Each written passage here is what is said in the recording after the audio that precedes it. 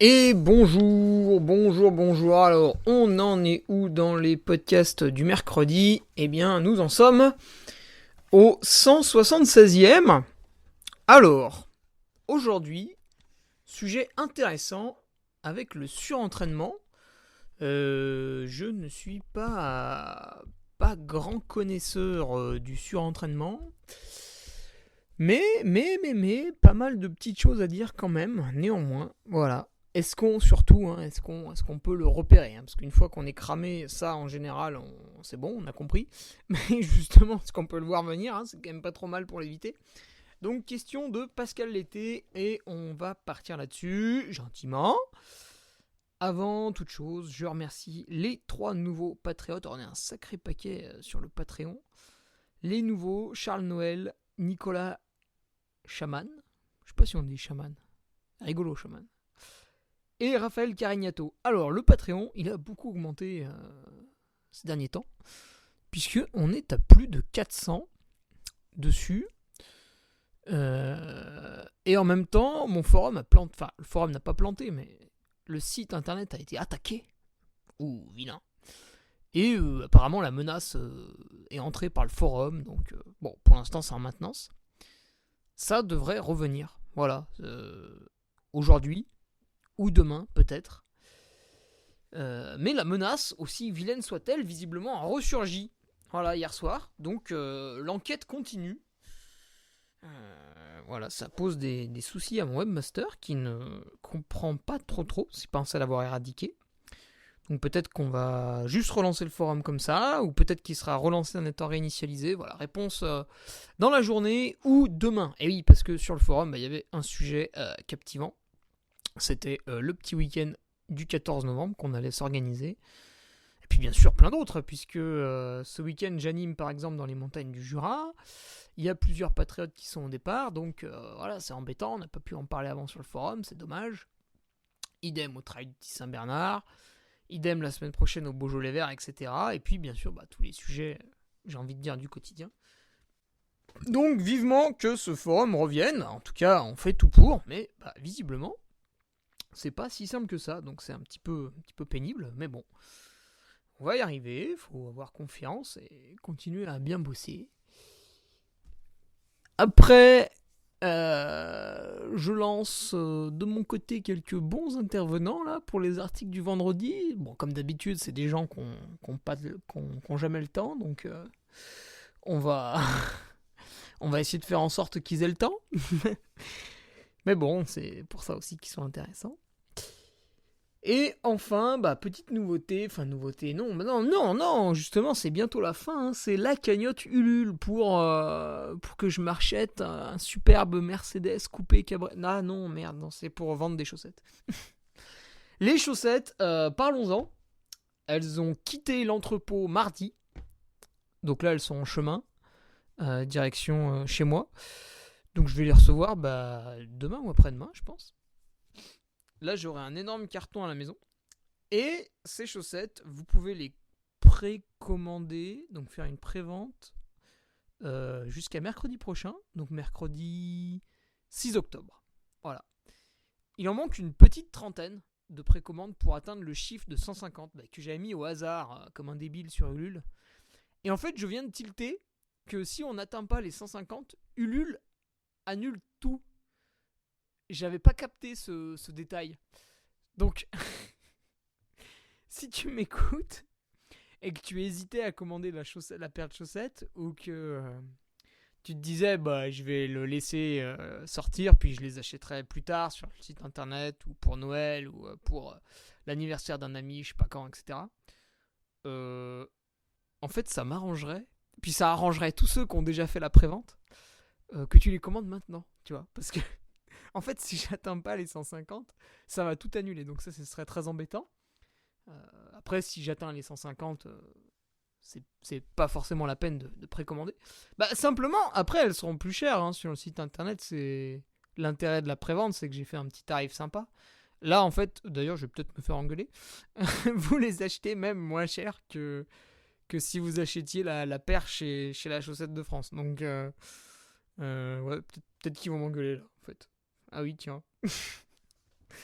Et c'est aussi le principe de la prévente. Bah oui, du coup, c'est un modèle qui est à 19€. Là, je le propose à 16. Bon, après, il y a 2€ de frais de port parce que on peut pas encore les envoyer en les jetant par la fenêtre. Donc, ça marche pas. Voilà, faut que je te fasse une belle enveloppe, faut que je la timbre et tout. Le timbre, il est pas gratuit. Hein. Loin de là, il augmente bien chaque année. Donc voilà, si tu peux m'aider à atteindre 150, ce serait pas mal. J'aurais dû mettre 120, j'aurais été plus tranquille. Voilà, donc là, une dernière semaine stressante. À chaque fois, il faut que ce soit stressant. C'est pas possible, ça. Je peux pas faire un truc calmement. Mais bon. Allez, on va y arriver. J'ai confiance.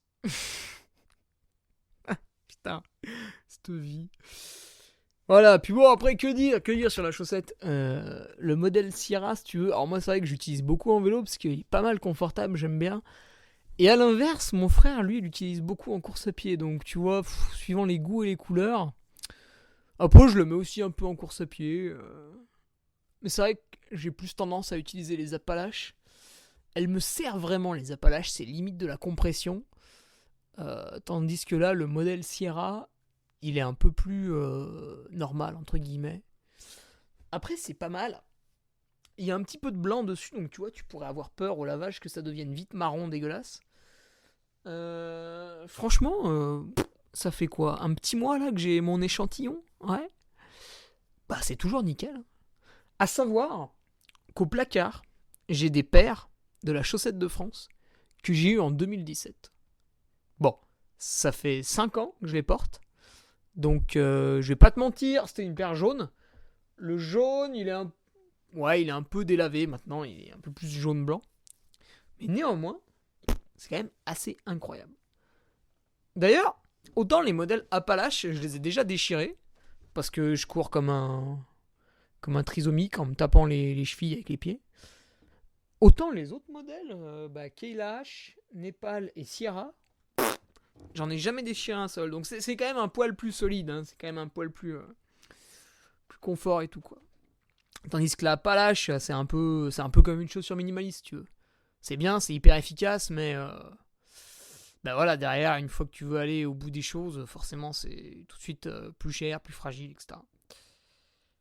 Là, la Sierra, vous avez un bon produit bien confortable. Et les petites couleurs, si vous êtes suisse, danois ou autrichien, ça le fait aussi. Mais bon, c'est vrai que c'est quand même plutôt Savoie. Donc voilà. Voilà, j'essaierai de mettre des petites surprises dans les colis à droite à gauche aussi, ça me fait plaisir. Et puis voilà, donc je rappelle, hein, objectif, arriver à ces 150, sinon ça annule tout. Putain, là ça va être la merde. Mais non, on va y arriver. Alors, sinon, reconcentre-nous. Ce week-end, animation, donc, sur l'Ultra Trail des montagnes du Jura, qui s'annonce plutôt sec au début, plutôt mouillé à la fin, donc ça va être à l'inverse de l'an passé. Là aussi, il y a encore des petits dossards disponibles. Franchement, ça vaut le coup. C'est une belle traversée. Que ce soit sur le 180. Bon, le 180, vous allez peut-être pas vous décider aujourd'hui. Mais la Renarde, tu vois, 77 bornes. C'est très sympa. La Franco-Suisse, un poil plus jolie, mais bon, plus long, 110 bornes. Donc voilà, ça va être un bon week-end. Petite particularité, c'est que le samedi après-midi, je quitte l'événement. Donc ce sont d'autres speakers qui prennent le relais, puisqu'il faut animer la nuit, la journée du dimanche.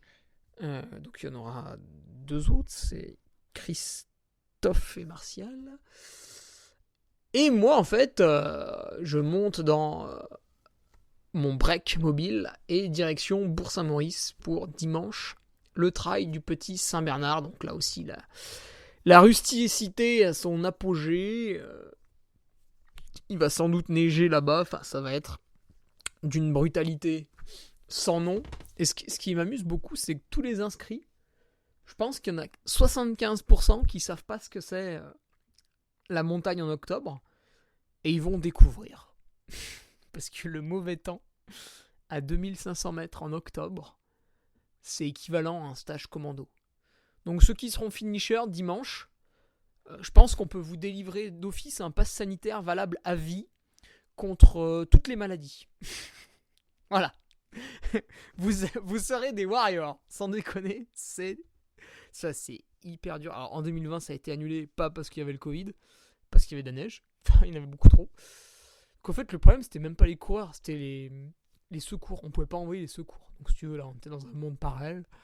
2019, c'était sympa jusqu'à ce qu'il pleuve au milieu d'après-midi. Donc, le soir, j'ai accueilli des concurrents sur la ligne qui étaient en hypothermie. Donc, quand tu fous 50 gugus en hypothermie dans l'hospice du petit Saint-Bernard, ça. S'il y a quelqu'un qui veut faire des films pour la télévision, là, franchement, vous allez vous régaler. Là, vous allez avoir des images.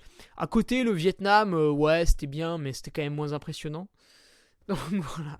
Énorme boucherie dimanche. Bon, en attendant, le sujet du jour, le surentraînement. Alors, le surentraînement, allez, on va peut-être le définir un petit peu avant. Qu'est-ce que c'est ? Eh ben, c'est quand vous entraînez trop.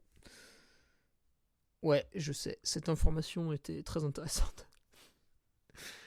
Non, le surentraînement, c'est assez simple à comprendre en fait. C'est. Quand tu t'entraînes, qu'est-ce que c'est le but quand tu t'entraînes ? Bon, hormis le plaisir que procure l'effort physique. Physiologiquement, le but d'un entraînement, c'est de te fatiguer pendant l'entraînement pour qu'ensuite, il y ait une phase de repos en adéquation avec la phase d'effort. Et si tu traces une courbe, quand tu vas t'entraîner, la courbe elle va descendre. Quand tu vas te reposer, la courbe elle va remonter au point de départ. Et en fait, grâce à l'entraînement, elle va remonter un tout petit peu plus haut que le point de départ. Et en fait, le but du jeu, c'est qu'une fois que cette courbe est descendue, t'attends qu'elle remonte en te reposant, tu te reposes. D'un coup, elle passe au-dessus de ce qu'elle était au départ.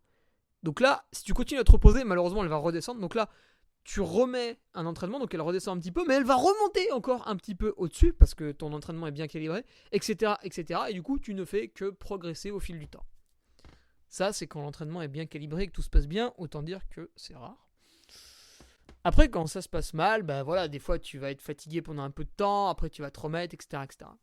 Et le problème du surentraînement, c'est que de manière chronique, donc sur quand même plusieurs semaines, voire même plusieurs mois, à chaque fois, ou la majeure partie du temps, tu ne laisses pas de récupération à ton corps.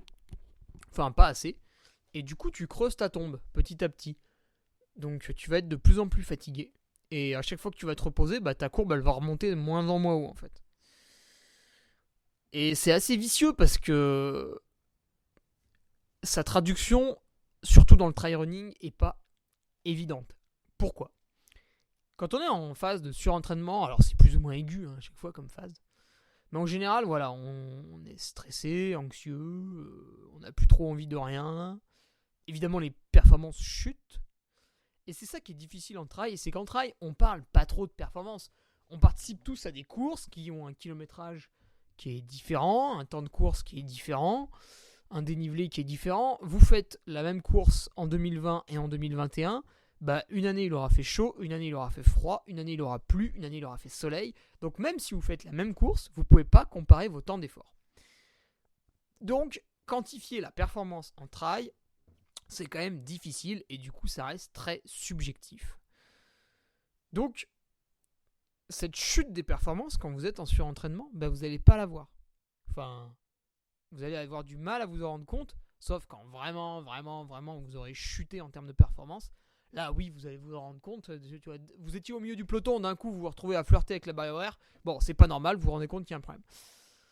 Après, le fait de plus avoir envie, alors ça, pareil, c'est un peu le problème des gens aujourd'hui, c'est qu'ils veulent à tout prix faire quelque chose. Donc aujourd'hui, tout le monde a globalement un travail sédentaire. La plupart des gens se font chier dans leur travail. Voilà, ils sont fatigués par leur travail. Enfin, rien ne leur plaît. C'est pour ça d'ailleurs que ça m'étonne un peu de les voir faire ce travail quand ils s'en plaignent sans arrêt.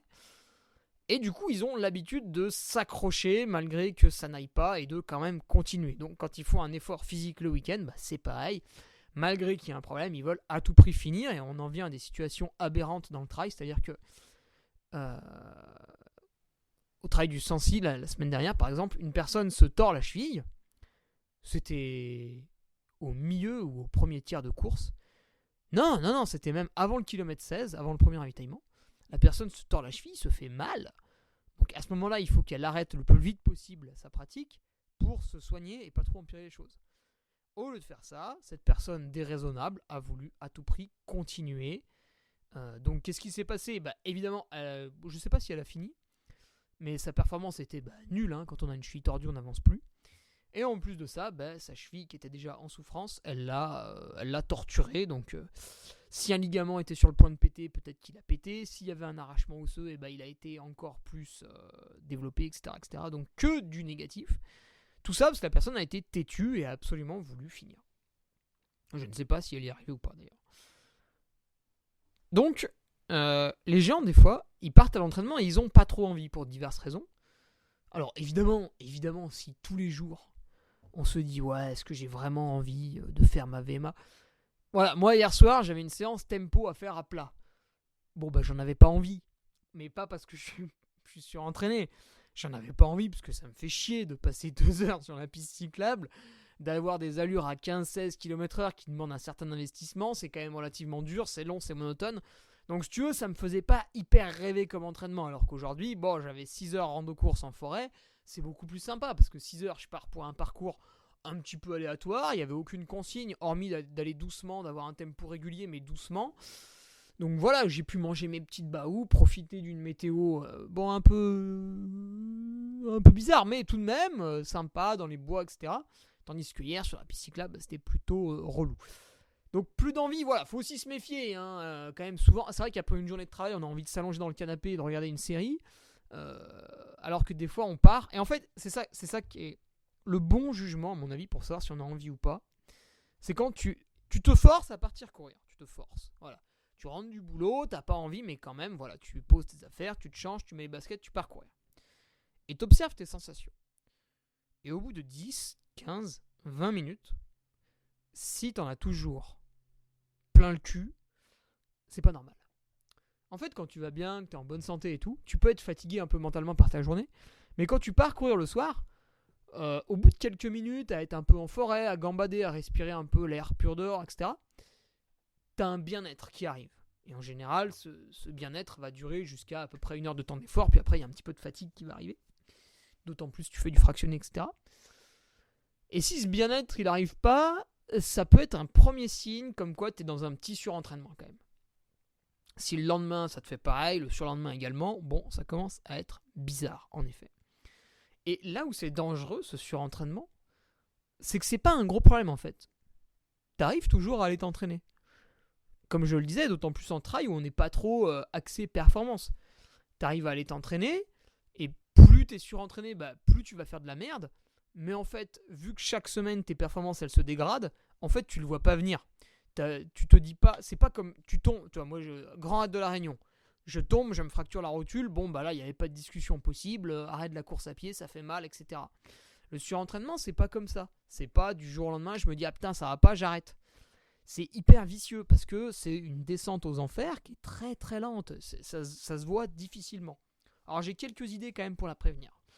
Après, je peux te parler aussi de mon expérience. Par exemple, en 2018, justement après ma fracture de la rotule, vu qu'au début je pouvais pas courir, j'ai fait beaucoup de ski de fond à des intensités basses pour pas trop forcer sur le genou. Après, j'ai fait beaucoup de vélo, pareil, à des intensités basses pour pas trop forcer sur le genou.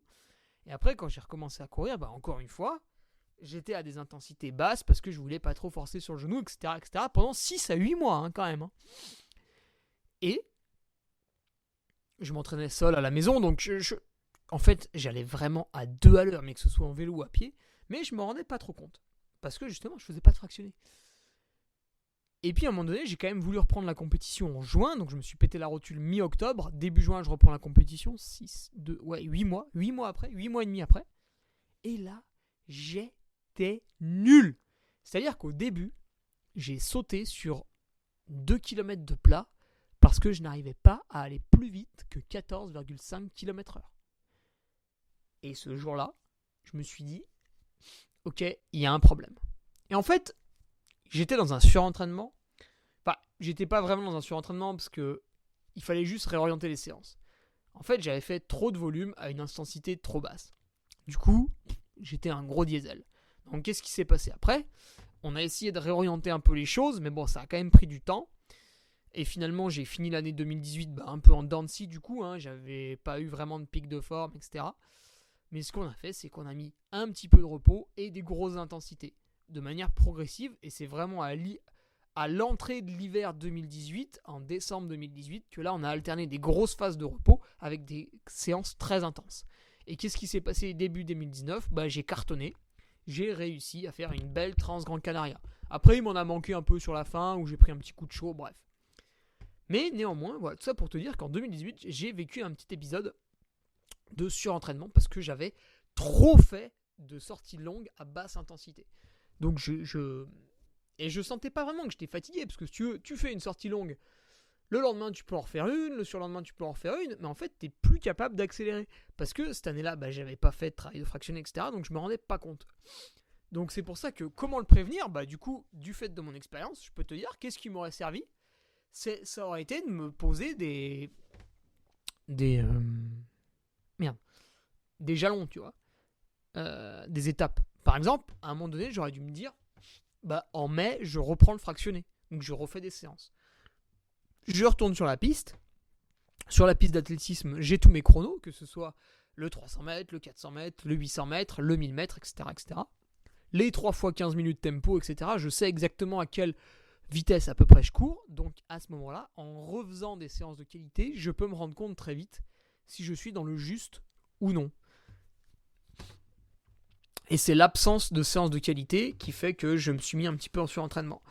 Et c'est pour ça qu'en trail, c'est vraiment vicieux, parce que pour beaucoup, ça nous fait chier de faire des séances de qualité à plat, sur piste, en ayant une rigueur au niveau du chrono, au niveau des allures, etc. Donc on préfère faire des sorties un peu en nature. Et encore, chez moi, vu que j'ai la compétition dans le sang depuis mes 15-16 ans, j'ai vraiment ce rapport à la compète qui fait qu'à l'entraînement, je suis souvent sur la retenue, et en compète, c'est le lâcher prise, j'y vais à fond, etc. Alors qu'il y a beaucoup d'autres gens, ceux qui n'ont pas trop le vécu de la compétition, eux, ils sont un peu dans l'erreur, c'est-à-dire que à l'entraînement, ils y vont. Donc en fait, en général, à chaque fois qu'ils font une sortie comprise entre 2 et 4 heures, les mecs, ils font un max de seuil, puis après, ils finissent fatigués. Parce que naturellement, en fait, ils vont vite à l'entraînement, donc ils se fatiguent énormément. Et puis en course, ils élèvent pas leur niveau, voire même pire, ils vont plus doucement. Ça, c'est la majorité des pratiquants en trail. Et ce qui est un petit peu dommage, c'est qu'au lieu de se dire, je fais des séances à une intensité très élevée et à côté, je fais des séances à une intensité très basse, ils restent dans un espèce d'entre-deux, un espèce de milieu. Et c'est vraiment la zone où vous vous fatiguez, parce que les efforts sont à la fois longs et un petit peu intenses. Et là, vous vous cramez, quoi. Et c'est comme ça que vous rentrez en surentraînement. Et en plus, vous le voyez, vous progressez jamais. C'est pour ça que des fois, certains demandent un petit peu, combien de temps il faut avant de faire telle ou telle performance. Est-ce que lui, ça fait que 3 ans qu'il court, regarde, il va déjà vite. Moi, ça fait 5 ans que je cours. Et c'est vrai qu'en général, j'ai un petit peu de mal à répondre à ces personnes, parce que c'est très méchant ce que je vais leur dire, mais c'est oui, vous entraînez mal, en fait. Donc oui, vous restez à votre niveau, voire même vous régressez. Parce que vos entraînements ressemblent à rien. En fait, vous allez juste vous promener dehors. Donc quand on se promène dehors, on progresse pas. C'est pour ça qu'il faut garder l'esprit compétitif. Alors, le but, c'est pas de battre tout le monde, d'écraser les autres en permanence et d'améliorer son chrono chaque semaine. Il faut trouver une nuance entre cet esprit compétitif ultra rigoureux que je viens de décrire et je fais uniquement des séances promenade dans la forêt, je prends des selfies. Il y a un entre-deux. Pour la majorité des pratiquants, on va quand même être plutôt sur des allures basses. De temps en temps, forcez-vous à vous faire un bel entraînement fractionné où vous vous jugez. Ce jour-là, vous vous jugez. Vous programmez des temps de passage, etc. Alors vous essayez d'y réfléchir un petit peu avant pour pas que ce soit des grosses conneries. Pourquoi pas adhérer à un club d'athlétisme proche de chez vous, puis une fois toutes les 2 semaines vous allez faire une séance avec eux, voire même une fois toutes les semaines. Ça va vous sortir de votre zone de confort. D'un coup vous allez vous retrouver dans le groupe filles, vous allez être un petit peu humilié, ça va vous faire du bien. Ou dans le groupe minime. Et oui, oui. Moi, si je vais faire une séance de 1000 mètres dans un groupe d'athlétisme, je suis pas tout à fait sûr d'être avec les cadets. Eh oui, oui. Donc voilà. Garder cet esprit un petit peu compétitif de temps en temps, parce que c'est uniquement en mettant des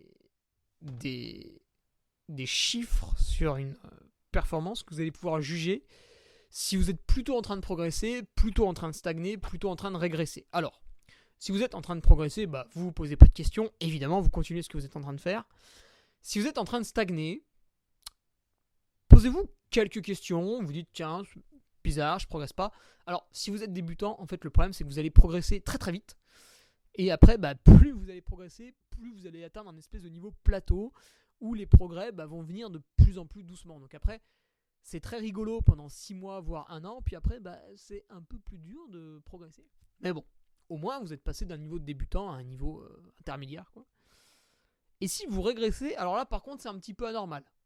Bon, il peut y avoir d'autres raisons, hein, je sais pas, moi, la venue d'un enfant, un déménagement, un changement de travail, enfin, un truc un peu stressant dans la vie de tous les jours, qui fait que vous n'êtes plus comme avant dans l'entraînement. Pas 100%, parce que personne n'est à 100% dans l'entraînement, mais vous n'êtes plus autant focus qu'avant, vous faites plus attention aux choses comme avant, etc. etc. Donc vous régressez un petit peu. Ou alors, rien n'a changé dans votre vie, et vous régressez pour une raison que vous comprenez pas trop, vous trouvez pas pourquoi vous régressez. Et à ce moment-là, penchez-vous sur l'entraînement, c'est que le problème vient peut-être de là. Quelques cas particuliers, le surentraînement n'est pas, c'est pas un chiffre, tu vois. C'est pas si je fais plus de 20 heures par semaine, je suis surentraîné, si je fais moins de 20 heures par semaine, ça va. Ça, c'est valable pour personne. Il y a des gens, ils vont être en surentraînement avec 8 heures par semaine. Il y a des gens, ils vont pas être en surentraînement alors qu'ils font 25 heures par semaine. Voilà. Donc, si vous vous comparez avec votre voisin, vous êtes déjà dans l'erreur. Il n'y a pas de règle. C'est vraiment votre état physique qui doit dicter le truc. Par exemple, moi, si on fait une moyenne sur l'année, ces 3 dernières années, on fait une moyenne, c'est 21 heures par semaine. Si tu regardes mon Strava, tu vois qu'en fait, il n'y a aucune semaine où je fais 21 heures. Des fois, je fais moins, des fois, je fais plus. Et tu vas voir, il y a des très grandes variations. Il y a des semaines de repos, bon, elles sont un peu rares, mais par exemple, après UTMB. Il y a des semaines un peu d'assimilation, tu vois, 10-15 heures. Il y a des semaines de volume, 30. Ah, j'en ai fait une à 40 cet été pour rigoler un peu. Il y a de tout. Il y a des semaines qui sont axées très intenses. Hein. Là, par exemple, pour les Templiers, ça va s'intensifier un peu. Il y a des semaines un peu volume, hein, c'était cet été pour l'UTMB. Il y a de tout. En fait, dans mon année, j'ai pas 2 semaines qui se ressemblent.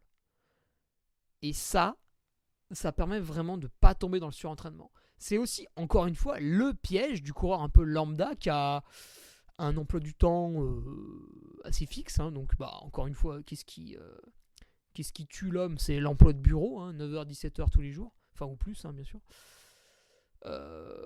Parce que vous avez une routine et du coup, vous faites tout le temps les mêmes entraînements, etc. etc., etc. Et au bout d'un moment, la routine vous tue.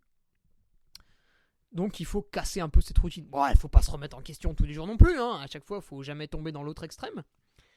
Mais quelqu'un qui a cette particularité, il va falloir qu'il fasse attention parce que s'il fait tout le temps pareil, ça va être un peu un problème. Alors, là encore, il peut alterner de 2 façons. C'est-à-dire que une fois qu'on a ces créneaux pour s'entraîner, peut-être que c'est pas facile pour tout le monde d'osciller entre 6 et 12 heures d'entraînement, par exemple. Si la personne elle est bien avec 10 heures chaque semaine, pourquoi pas ?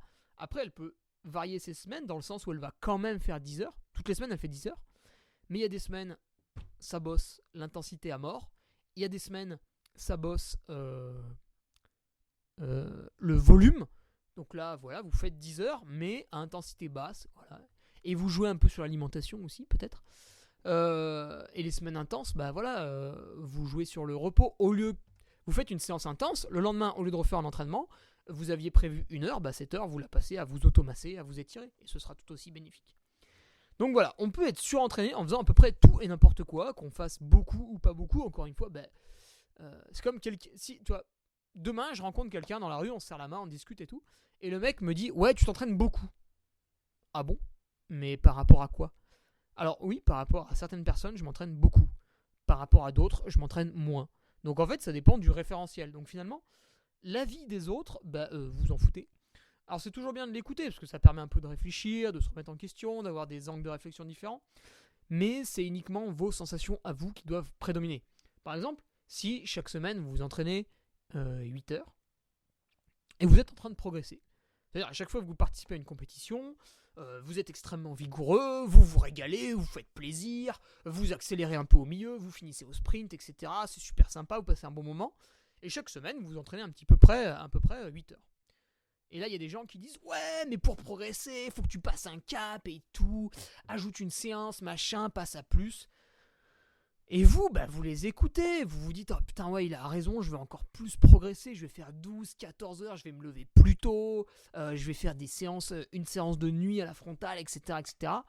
Et là, qu'est-ce qui va se passer dans la majorité des cas?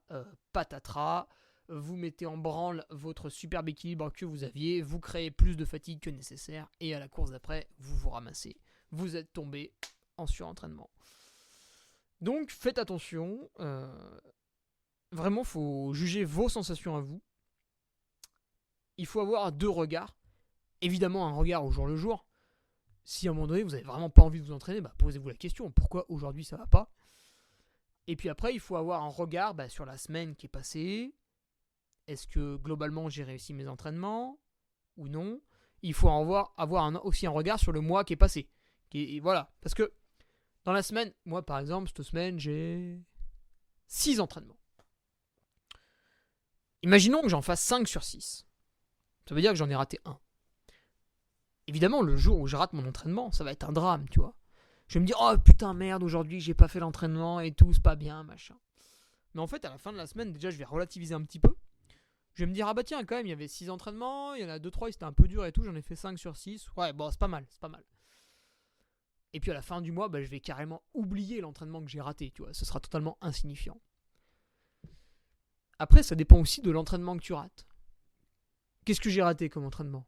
Une sortie d'1h15 récup à vélo, qui globalement sert pas à grand chose, hormis se faire plaisir. Ou est-ce que j'ai raté un fractionné? Tu vois, c'est pas pareil quand même.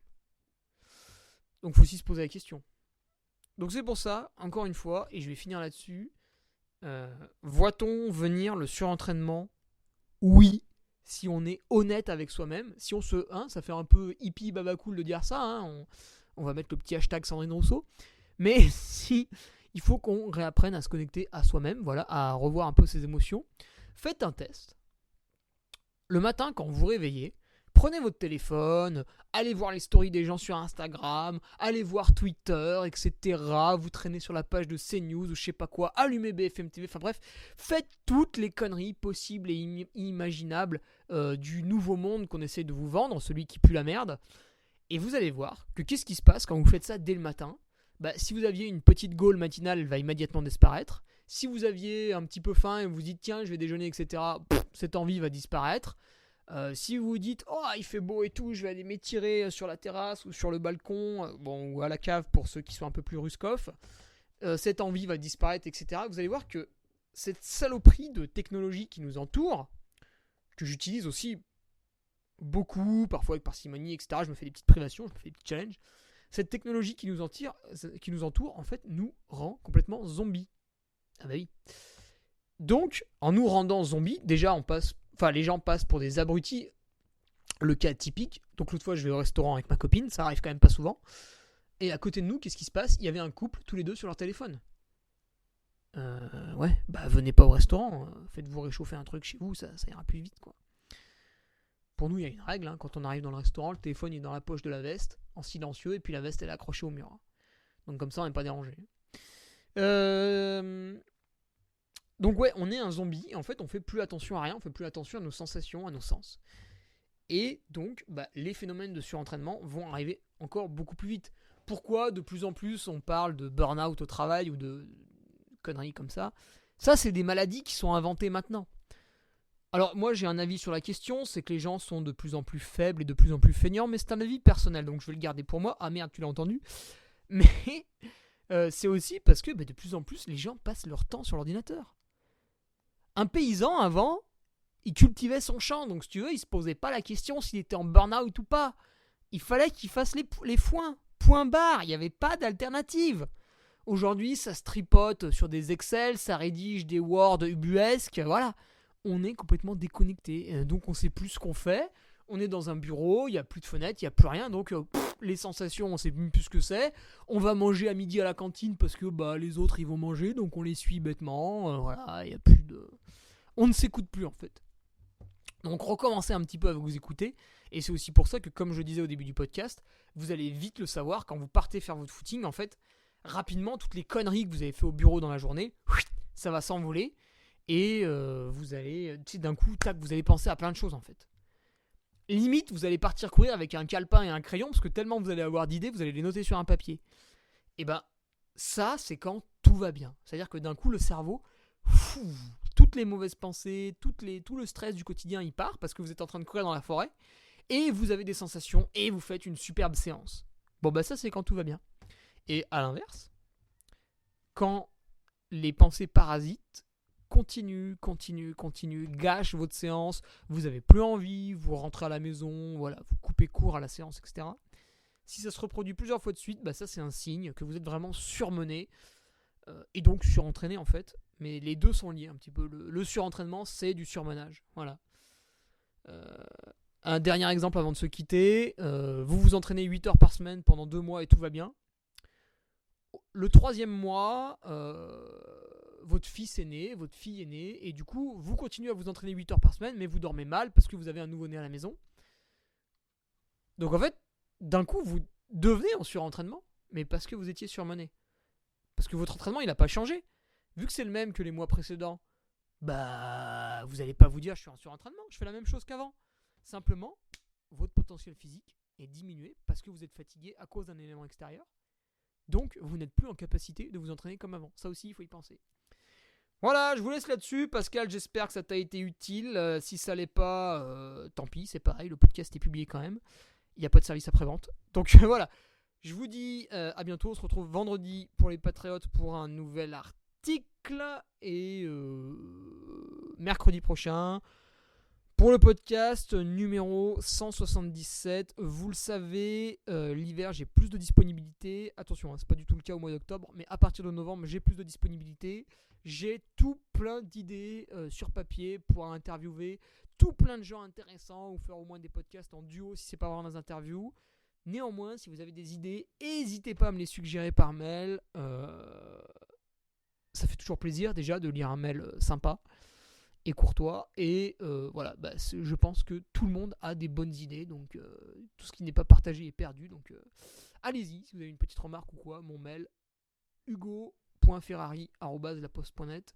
Quoique c'est là, il faudra peut-être que je l'abandonne.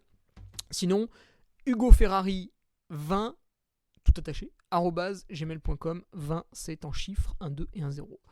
Allez, salut, à vendredi pour les Patriotes et à mercredi pour la plèbe.